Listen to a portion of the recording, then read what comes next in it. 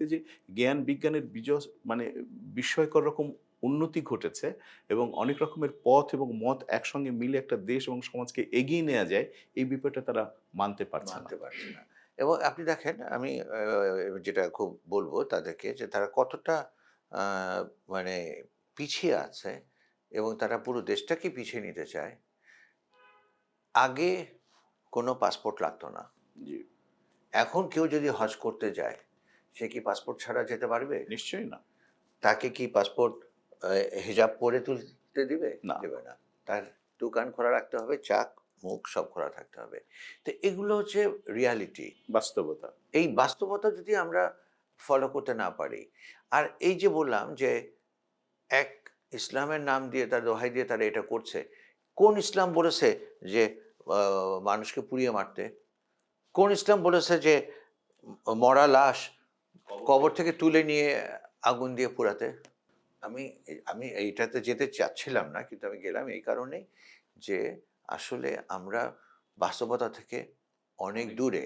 আর মানে অনেকে আমার উপরে ক্ষেপে শুনলে যে কিছু মোল্লারা আছেন যারা আমাদেরকে মিসগাইড করে এবং যারা মানে মুসলমানকে অতি মুসলমান বানাতে যেয়ে মুসলমানের দিক থেকে ইসলাম থেকেই তাদেরকে সরিয়ে ফেলে। একদম সত্যি বলেছেন। এই যে কয়েকদিন আগে বা কয়েক মাস আগে ইন্টারিম গভর্নমেন্ট যখন ক্ষমতায় ছিল, তখন ওই যে প্রাথমিক স্কুলগুলোতে যে সংগীতের শিক্ষক নিয়োগ দেওয়া হবে, সেটার জন্য তারা প্রতিবাদ করলো এবং এটা স্থগিত করা হলো। তো এটা সুখের বিষয় যে বর্তমান গণতান্ত্রিক সরকার সেই সুযোগটা আবার খুলে দিয়েছে। আমার মনে করি আপনিও এটা বিশ্বাস করেন, ধারণা করেন যে এটা একটা পজিটিভ ব্যাপার। এটা অত্যন্ত পজিটিভ ব্যাপার। দেখেন আমি আমার আ লাইফ থেকে বলি, আমার চাইল্ডহুড থেকে বলি। আপনিও নিশ্চয়ই এটা ফেস করেছেন। এখনকার অনেকেই করে না। আমাদের কি হতো সকালবেলা? যদি ১০টা থেকে স্কুল থাকতো, তাহলে পরে ১৫ মিনিট আগে পিটি হতো। জি, এবং পিটিতে কি হতো? পিটিতে জাতীয় সঙ্গীত গাওয়া হইতো। তার মানে আমাদের ভেতরে দেশপ্রেম এটা আস্তে, আস্তে বীজ বপন করা হতো। এটাকে বন্ধ করে দেওয়া হলো। এটাকে বন্ধ করে দেওয়া হলো। তো বন্ধ করে দেওয়া হলে পরে ওই বাচ্চা জানবে কি? দেশকে ভালোবাসবে কি করে? ভালোবাসে কেন? কি করে? তো আমার যে দেশকে ভালোবাসার অনেক কারণ আছে। এই ব্যাপারগুলো স্পষ্ট হতে হবে। জাতীয় সঙ্গীত গাওয়া কি এখন স্কুলে নিষিদ্ধ? নিষিদ্ধ না, নাই, মানে করে না, করছে না। করছে না। এখন পিটি টিচার নাই, মিউজিকের টিচার নাই। তাহলে আমাদের ছেলেমেয়েরা তো একটা অন্ধত্বের ভেতর দিয়ে বেড়ে হ্যাঁ, উঠছে। হ্যাঁ, হ্যাঁ, বেরোচ্ছে। আমি ঢাকা বিশ্ববিদ্যালয়ে গণযোগাযোগ ও সাংবাদিকতায় মাস্টার্স লেভেলে পড়াচ্ছি। আমি খুব অবাক হয়ে যাই যে এখনকার ছেলেমেয়েরা সবই কিন্তু জিপিএ 5 আর অমুক পাওয়া। জি, কিন্তু যখন আপনি তাদের ইন্টেলিজেন্সিয়া নিয়ে আলাপ করবেন বা কোনো বিষয়ভিত্তিক কিছু আলাপ করবেন, দেখবেন যে ওরা ব্ল্যাংক লুক দিবে। হা করে তাকিয়ে থাকবে। তার মানে ওরা ওই মোবাইল টেপা ছাড়া আর ওই স্পেসিফিক প্রশ্ন মুখস্থ করা ছাড়া আর কিছুই করে না। যে কারণে তাদের জ্ঞানের মাত্রা এত কম। আমরা তো স্কুল থেকে এসে বই খাতা রেখেই মাঠে চলে যেতাম। এখন কয়টা ছেলে ফুটবল বা ক্রিকেট খেলে। ক্রিকেট খেলে? আচ্ছা, আর মাঠই তো নাই। মাঠই নাই। আমরা এখানে যখন ছোট ছিলাম তখন আমাদের এখানে ছিল আ ১ টা, ২ টা, ৩ টা, ৪ টা, ৫ টা, ৬ টা মাঠ ছিল। এই সেগুনবাগিচায়। সেগুনবাগিচায় শিল্পকলা একাডেমির মাঠ, তার পাশে একটা মাঠ ছিল। এনএসআইয়ের ভিতরে একটা মাঠ, পাশে একটা মাঠ। এইভাবে ৬ টা মাঠ ছিল। আমরা খেলতাম। এখন মাঠ কোথায়? বাচ্চারা যখন রাস্তা আটকে খেলে, অনেকে খুব বিরক্ত হয়। আমি বলি, "ভাই বিরক্ত হইও না। ওরা খেলছে খেলতে দাও। মধ্যরাতে খেলে তাও খেলতে দাও। খেলতে দাও, ওদের খেলতে দাও। খেলতে দাও। ওদেরকে বন্ধ করো না। বন্ধ করো না।" তো এই যে মানে ব্যাপারগুলো আমরা আসলে শুরু থেকে যদি না এগোই তাহলে হবে না। রনক ভাই, আপনি প্রেস ক্লাবের সঙ্গে জড়িত অনেকদিন। আ প্রেস ক্লাবের আমি প্রেস ক্লাবের মেম্বার প্রায় ৪৫ বছরের উপরে এবং ম্যানেজিং কমিটিতে আমি অলমোস্ট ৩০ বছর আছি। বিভিন্ন পদে। আচ্ছা, আচ্ছা, আচ্ছা।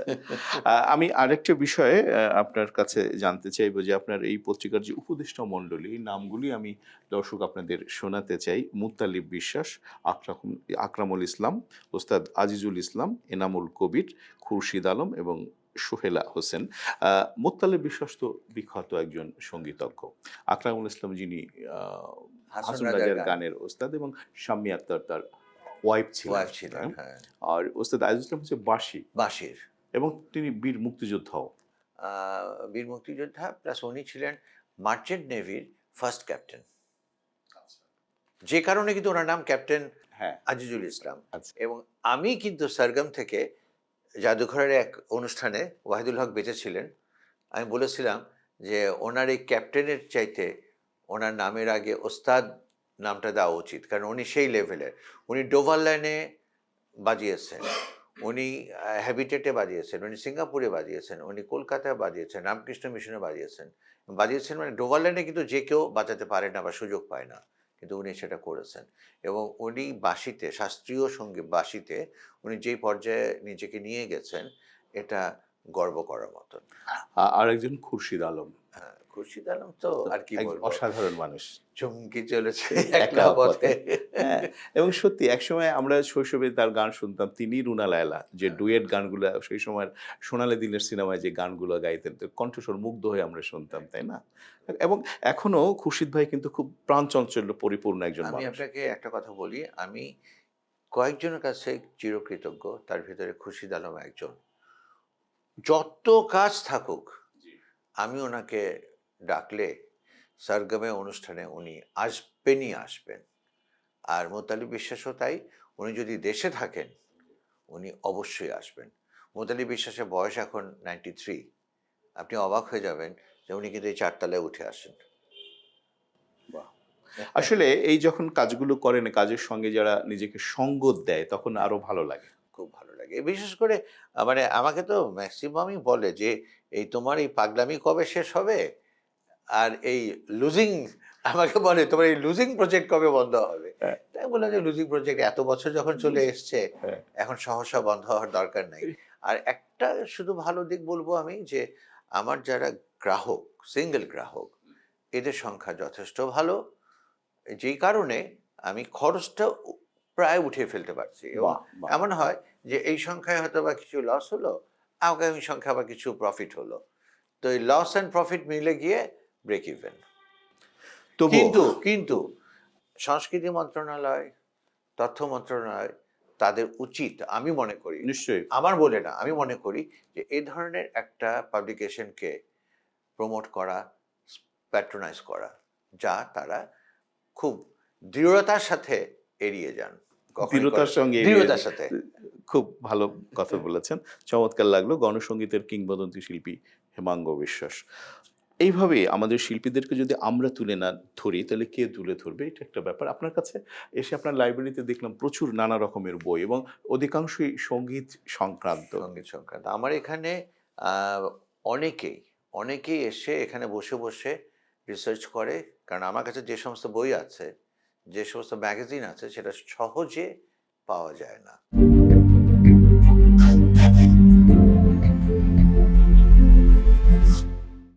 এ যে বইটা 'ফজলে খোদা' গান, হ্যাঁ? বাংলা একাডেমিতে শিল্পকলা একাডেমি থেকে বইটা বেরিয়েছে। আ এবং ফজলে খোদা হচ্ছে সেই লোক, 'সালাম সালাম হাজার সালাম' যিনি লিখেছেন এবং আব্দুল জব্বার গেয়েছেন এবং কি অসাধারণ দরদ দিয়ে গেয়েছেন এবং কথাগুলো কি বিস্ময়কর রকম সুন্দর। তো ফজলে খোদাকে কিন্তু এই জাতি খুব বেশি সম্মান দেন। উনি কিন্তু কোনো পদক পাননি, কোনো পুরস্কার পাননি। না ২১-এ, না বাংলা একাডেমি, না স্বাধীনতা পদক। আ আমি ওইভাবে বলব না, কিন্তু পাওয়া উচিত ছিল, দেয়া উচিত ছিল, সম্মান জানানো উচিত অবশ্যই ছিল দেওয়া উচিত এবং ছিল। এখনো দিতে পারে। মরণোত্তর তো দিতে পারে, ২১-এ দিতে পারে, দিতে স্বাধীনতা পারে। উত্তর দিতে পারে। এখন আমাদের দুর্ভাগ্য হলো, আমাদের সবসময় এই পদকগুলো, এই যারা ক্ষমতায় থাকে, তাদের কিছু সংখ্যক লোক এই পদগুলোকে নিয়ন্ত্রণ করে, মানে ভাগ বটোয়ারা করে। ভাগ বাটোয়ারা করে। আবার এখানে এমনও আছে, যেমন আমি আপনাকে বলি, উম, ওবায়দুল কাদের আমাকে বলেছিলেন যে, "আরে ভাই, তোমরা এত কথা বলো, সে তো এসে আবার পা ধরে আর পা ছাড়ে না, বলে যে আমাকে হ্যাঁ বলেন, না হলে কিন্তু আমি ছাড়বো না।" তো এখন এই যে যদি হয় আমাদের মানে শিল্পীদের কাণ্ড কারখানা, এটা সত্যি খুব বেদনাদায়ক। বেদনাদায়ক। বেদনাদায়ক এবং কি বলবো, এটা শিল্পের জন্য খুব অপমানজনক অপমানজনক। একজন শিল্পী, একজন লেখক যখন এটা না বোঝে, তিনি একটা পুরস্কারের জন্য, পদকের জন্য যদি কারো পা ধরে বসে থাকেন, বুঝতে হবে সে শিল্পী নয়। শিল্পী নয়। সে অথচ লেখক সে নয়। কিন্তু, আমি নাম বলতে চাই না, সে কিন্তু ভীষণ, ভীষণ পপুলার। এখন আমি এটার একটা মাঝখানে আমি কার্টুন দিতাম এখানে, সেখানে এই কার্টুনটা ছিল। তো সেই শিল্পী আমাকে ফোন করে বলল যে, "এটা কি ঠিক করলা?" আমি বললাম যে, "আমি ঠিক করি নাই। কিন্তু আপনি যে কাজটা করেছেন সেটাও ঠিক করেন নাই।" এটা এটা সত্যি যথার্থই বলেছেন। আমাদের মর্যাদা যদি আমরা রক্ষা করতে না পারি, প্রত্যেক মানুষ তার নিজের জায়গা থেকে নিজের মর্যাদা রক্ষা করতে হয়। সেটা না করতে পারলে যে দৈন্য দশা, তার সমস্ত কিছুই আমাদের শিল্প, সাহিত্য, সংস্কৃতিতে ছড়িয়ে পড়ছে। ছড়িয়ে পড়ছে। একেবারেই তাই, তাই না? একেবারেই তাই। আমাদের দেশের মানে সংস্কৃতি আপনি দেখেন কতটা, আমি আপনাকে বলি যে, যেহেতু আমার মোটামুটি একটা বয়স জি, হয়েছে, জি, জি।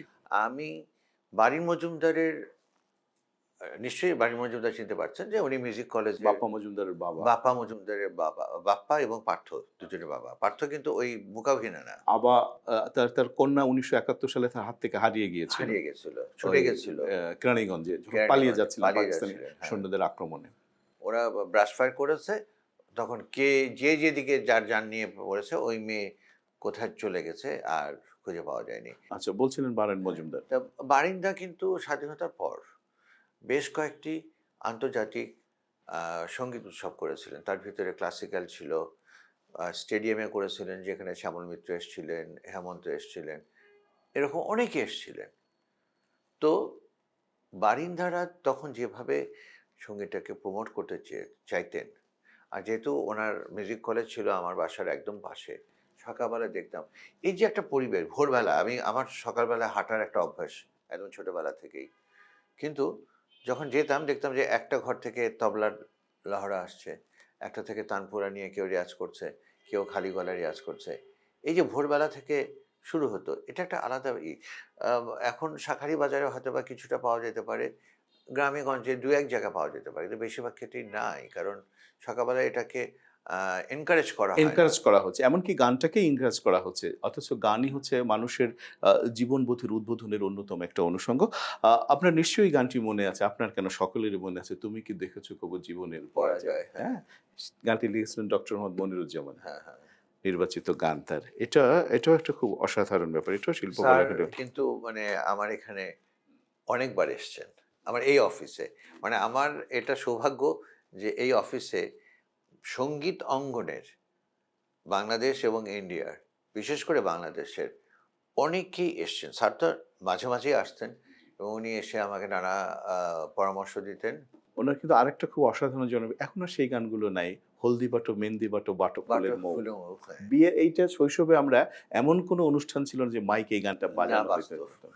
তাই না? একেবারে সত্যি কথা। এছাড়াও আরো প্রচুর গান প্রচুর আছে গান ওনার, তিনি হ্যাঁ। লিখেছেন এবং উনার ভাই তো হচ্ছে রফিকুজ্জামান। রফিকুজ্জামান, হ্যাঁ, হ্যাঁ। তাই না? এবং স্যার তো আসলে বাংলা টিচার ছিলেন এবং উনি আ একটু প্রচার বিমুখ ছিলেন। জি। কিন্তু আমি বলব যে আ এনাদেরকে আসলে আমরা যেটা করছি না তা হলো যে আমাদের যারা legendary ফিগার ছিল, যাদের মানে ঐতিহাসিক অবদান আছে, এই লোকগুলোকে, এই মানুষগুলোকে সামনে আনা, বারবার ঘুরিয়ে ফিরিয়ে আনা এবং তাদের কাজগুলোকে প্রচার করা। আর রনক ভাই, আপনি স্বীকার করবেন নিশ্চয়ই, সেটি হচ্ছে যে আমরা যখন ৮০ বা ৯০ এর দশকের ট্রানজিস্টর শুনতাম, ট্রানজিস্টরে কিন্তু প্রচুর দেশের গান প্রচারিত হুম, হুম, হতো। হুম, হুম। এমনকি টেলিভিশনেও দেশের গান খুব সুন্দরভাবে পেছনে পিকচারাইজ করে হতো। দেশের গানটা কিন্তু নেই এখন। একেবারেই প্রায় শেষ হয়ে গেছে। আমার তারপরে ধরেন যে অনেকে আমাকে বলে যে, "কেন এখনকার গান ভালো লাগছে না বা হয় না?" তো আমি বললাম যে, "দেখেন কতগুলো কারণ আছে। আমি কম্পোজার, আমি কম্পোজ করে দিয়ে গেলাম। আপনি গীতিকার দিয়ে গেলেন, সেটার উপরে কম্পোজ করে গেলাম। শিল্পী আসলো এসে তোতা পাখির মতন গান গেয়ে গেল। আবেগ কিছুই তো নাই তার ভিতরে।" কিন্তু আগে কি হতো? আগে গীতিকার, সুরকার, শিল্পী একসাথে বসে গান করতো। "এই না, না, না আশা, তোমার এটা এই জায়গায় এটা এরকম হচ্ছে না। এটাকে আরেকটু উঁচুতে যাও, আরেকটু নিচুতে নাও।" এই যে তারা যে পারস্পরিক আলাপ আলোচনা করতো, সেই কারণে এক একটা গান একদম কালজয়ী হয়ে আছে। আমাকে এই ব্যাপারে জগজিৎ সিং একটা খুব সুন্দর কথা বলেছিল যে, দেখো, তোমরা খালি নিত্য নতুন গান করবা, তাহলে সেই গান কিন্তু পপুলার হবে না। একটা গান বারবার বারবার রিপিট করতে হবে। আমি ওনাকে বলেছিলাম যে মানে আমার কিন্তু মানে সৌভাগ্য হয়েছে যে এই উপমহাদেশের অনেক শিল্পীর সাথেই যোগাযোগ করার এবং তাদের সাথে কথা বলার, তাদের এগুলো interview কি নেওয়ার। লিখেছেন স্মৃতি? স্মৃতি লিখিনি, লিখবো। এটা লেখা উচিত, হ্যাঁ, এটা হ্যাঁ। গুরুত্বপূর্ণ। তো ওখানে জগজিৎ সিংকে বললাম যে, আপনার প্রতিটা গানই পপুলার হিট কেন? তখন বলে, দেখো, তোমার আমি একটা গোপন কথা বলে দিচ্ছি। এটা আমি চাই যে আমার পপুলার ৩টা বা ৪টা গান করি। করলে তখন তো অডিয়েন্স পুরো আমার গ্রিপে চলে আসলো। তখন আমি বলি যে, আমার একটা নতুন গান হয়েছে। তো তোমরা যদি পারমিশন দাও, তাহলে আমি গাইতে পারি। তোমরা দেখো কেমন লাগছে। ওই সময় কি কেউ বলবে যে না, গায়ও না?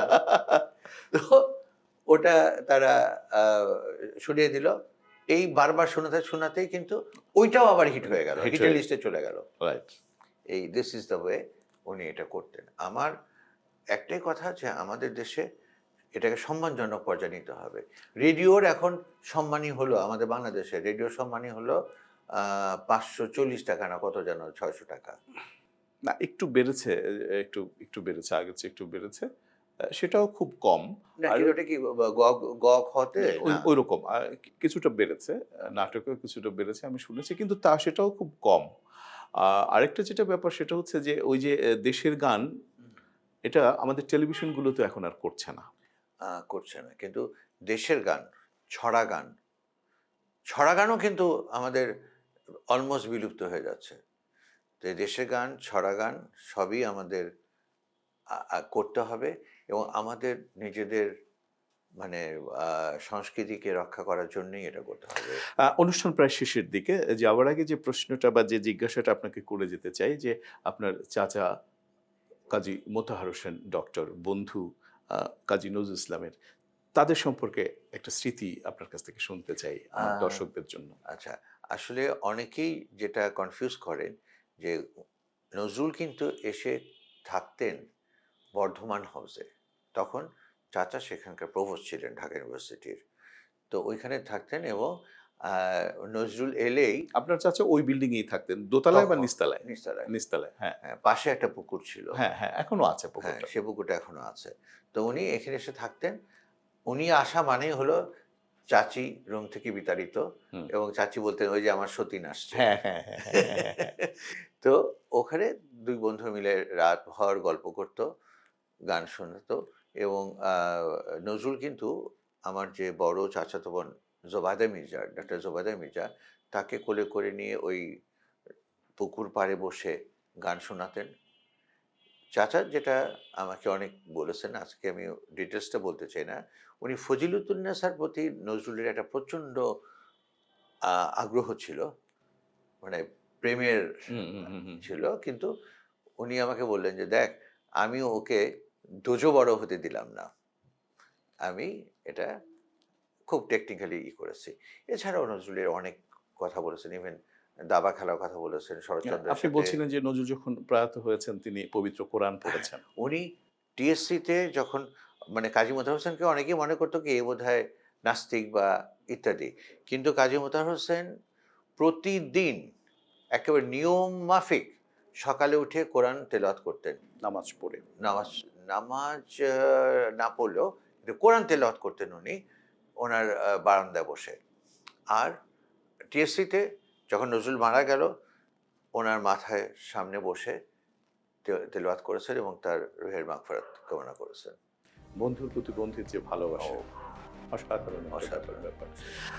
যাই হোক, কাজী রওনক হোসেন, আপনার যে জীবনের অভিজ্ঞতা এবং যার এরকম আরো ২-৪টি অনুষ্ঠান আমরা নিশ্চয়ই করতে পারবো এবং ভবিষ্যতে আশা রাখি। আজ এ পর্যন্তই। কিন্তু শেষ যে ব্যাপারটা আশা রাখতে চাই সেটি হচ্ছে যে, যতদিন আছেন পোড়া দেশে তো আলো জ্বালাতেই হবে। কাউকে না কাউকে আলো জ্বালাতে হবে। স্বর্গামের এই আলোটি আপনি জ্বালিয়ে রাখবেন, এই প্রত্যাশা ব্যক্ত করছি। আপনাকে অনেক ধন্যবাদ এবং শ্রদ্ধা জানাই। Thank you. প্রিয় দর্শক, প্রশ্ন পর্যন্ত ভালো থাকবেন।